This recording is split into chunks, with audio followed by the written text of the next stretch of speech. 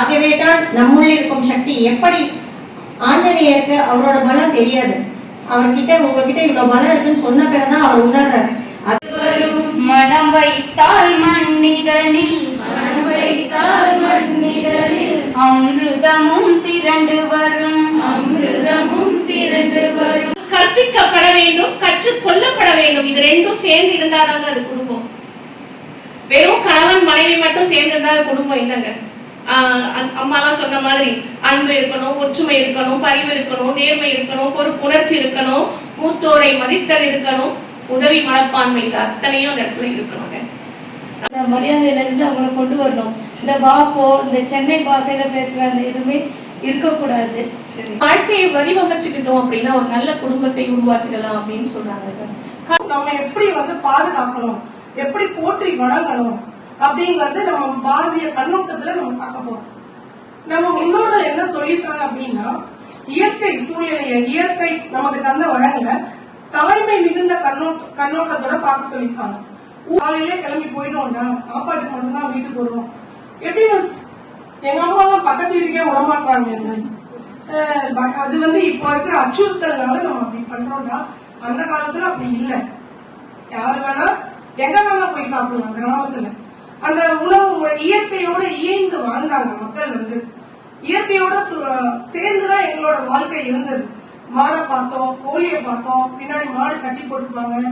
மாடு பால் கறக்கிறதுல இருந்து அந்த காலையில பாட்டி ஆட்சின்னு சொல்லுவோம், நீர் தெளிச்சு கோலம் போடுறதுல இருந்து எல்லாமே நாங்க பார்த்தோம். வெள்ளிக்கிழமையானா எங்க பாட்டி குத்து விளக்கு கோலம்லாம் போடும். அந்த அம்மா 80 வயசு வரைக்கும் போட்டுச்சு.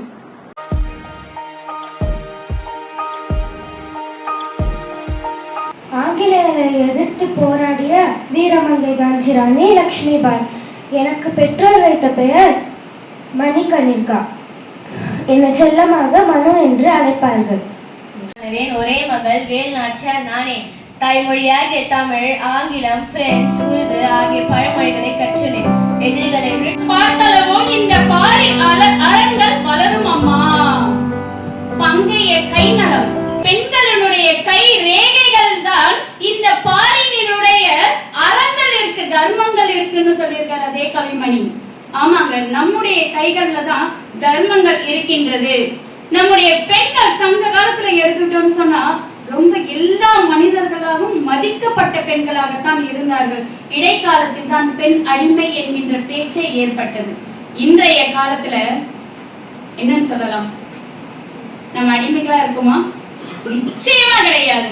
ஆணுக்கு பெண் இங்கு இழைப்பில்லை கான் என்று கும்மி அடிச்சுட்டு இருக்கோங்க. நம்மலாம் எல்லாத்தையும் அவங்களுக்கு ஈக்குவலா இன்னைக்கு வேலை இல்லா திண்டாட்டம் யாருக்கு இருக்குன்னா ஆண்களுக்கு தான் இருக்கு.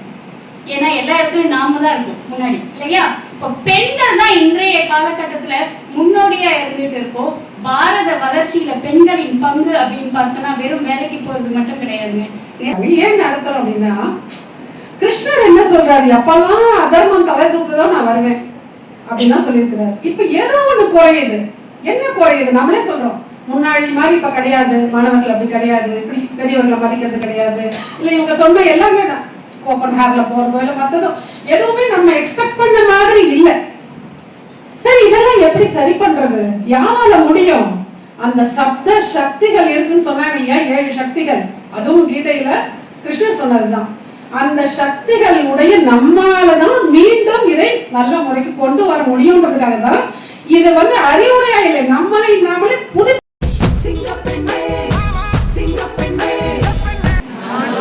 படைப்பாளியாவேன். நான் என்னை பற்றியும் நமது பண்பாட்டின் மீதும் பெருமித உணர்வுடன் விளங்குவேன். நான் எனது குல பாரம்பரியத்தையும் பண்பாட்டு மரபையும் அடுத்த தலைமுறைக்கு அளிப்பேன்.